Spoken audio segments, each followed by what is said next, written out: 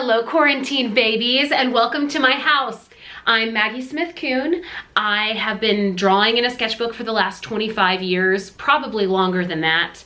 I'm a professional artist and I plein air paint around the country. Sometimes I'm going to people's weddings, sometimes I'm going to distilleries, sometimes I'm going to sporting events, but the one thing that remains a constant is I am always drawing and sketching from life and my memory. I combine the two. And the reason that I'm able to do this is because of the hours and hours and hours I've put into sketching. Over the next 8 weeks, we're going to be drawing every week. We're going to be learning about ourselves. We're going to be taking this gift of time that we maybe didn't want, but we have anyway, and we're going to be turning it into a positive. This week, it is all about the self-portrait. I think because we're home, we're gonna use what we have, and you know, if you've got a mirror and you've got a face to work with, then you can make a self-portrait.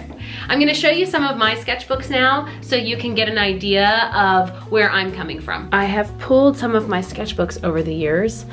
This one I had when I was in 7th grade, so I was probably about 12. This is from when I was 14. This is from high school, I was 16. This is also from high school, I think I was 17 here. These are from college. And all of these are actually, to some degree, self-portraits. Sometimes I would draw myself as I look. Sometimes I would draw a combination of what I look and what I was feeling. This is something like that. And sometimes I would draw myself as like a creature. I mean, it really ran the gamut of, I think I had a cold during this self-portrait.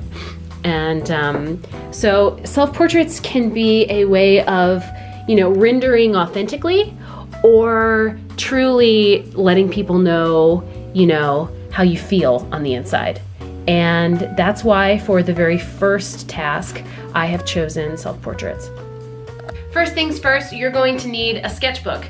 Now, any paper will do. If you don't have paper, you could always use computer paper. This sketchbook from college was a manila envelope that I taped together, and it has computer paper on the inside because I was so broke. I couldn't afford regular artist's, you know, paper or like a pre-made sketchbook. A lot of people probably have books that they started, or you know, it's not super fresh. That is okay, especially if you're quarantined and you can't go out and buy one. Please use what you have at home. Stay home, protect yourself. And I'm gonna be using also a pen. My sketchbook holds a pen.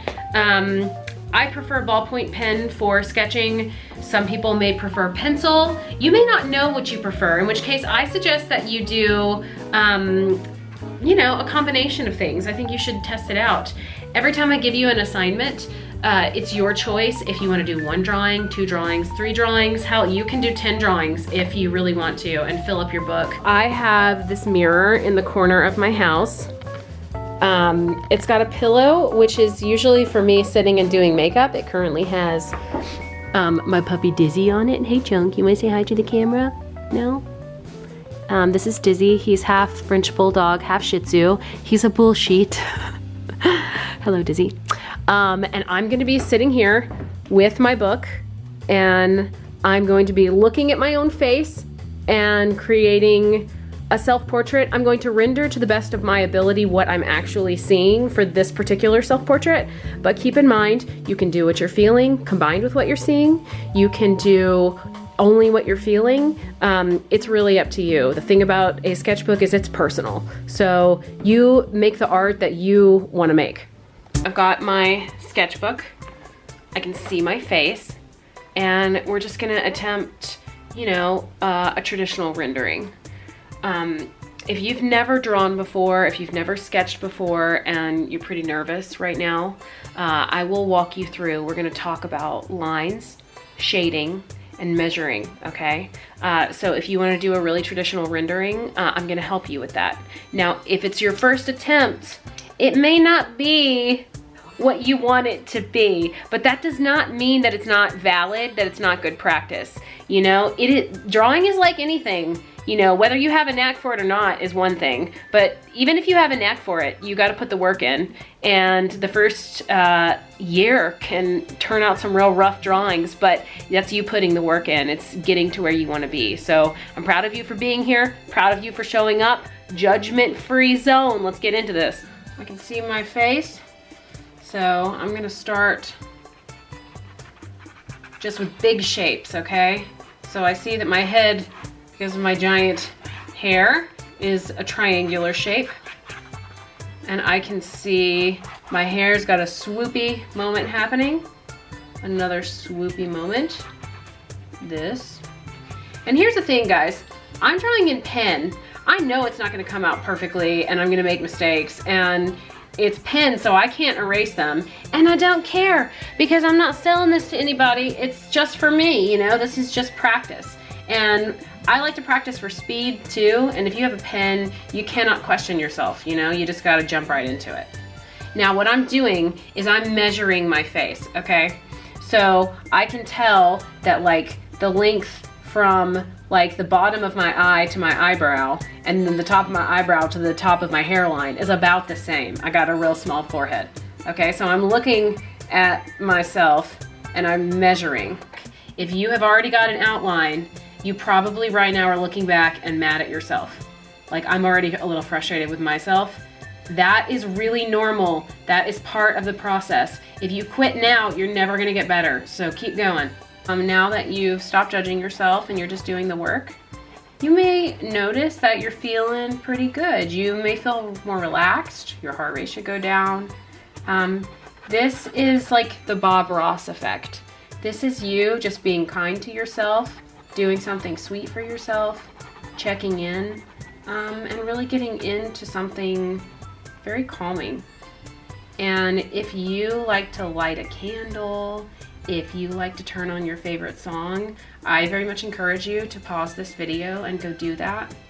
Every artist is different, and there's certain things that are gonna feel important, and that is your gut telling you, you know, where your internal compass is.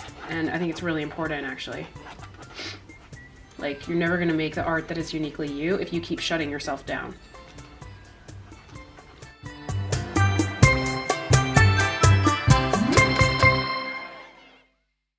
And that's it. We just completed our very first sketch. I am happy with it, so I have signed my work. I really believe that you should take ownership of what you've made, you know? Even if it's a work in progress and you're not where you want to be now, every step gets you on your way, you know? We're moving up every time. Every little bit counts. So when you finish that drawing that you think is the one, please sign it. And if you want to share it with the hashtag Mondays with Maggie, and then I'll get to see it and we'll all get to see it and we can talk to each other. I hope we can build some community during this really weird time. Focus on the positive, everybody. You just did something great for yourself. You're learning a new skill with me, and you know, I put a lot of years in, so I do think I can help you. I would love any feedback at all. And with that, happy sketching. I'll catch you next Monday.